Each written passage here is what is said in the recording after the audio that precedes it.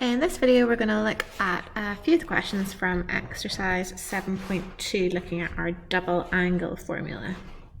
So we're not using a calculator for this exercise. And question 1a, we're writing down expressions for the following. So 1a is sine of 2c. So sine of 2c, using the formula given on your formula sheet, you have sine 2a equals 2 sine a cos a. You just have to get comfortable swapping in a different letter. So recognizing that we've got a double angle here, so we use our formula sheet and we will have 2 sine c cos c. So you want to have those formulas sitting there for you to glance at and look at and refer to.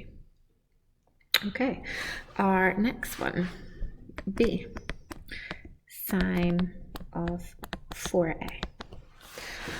Now for this one, I find it easier to get it in the format of a double angle. So recognizing that we could take out a 2 here. So we have sine 2 bracket 2a.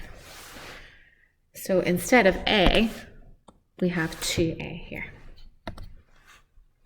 So we can expand this out using our formula, and that will give us 2 sine 2a cos 2a.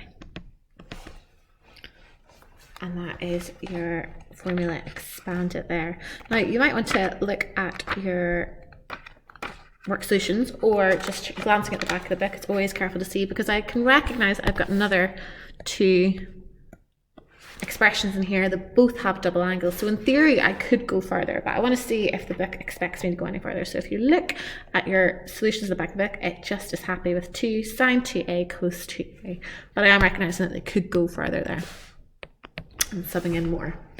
Let's do one more here. Sine of 6 capital X, and again I want to get it in my comfortable double angle format, so sine of 2 bracket 3x. So that's still 6x, but now inside our bracket, so instead of your angle A in your formula sheet, we're going to have 3x. So it's going to be 2 sine 3x cos 3x, and you're done.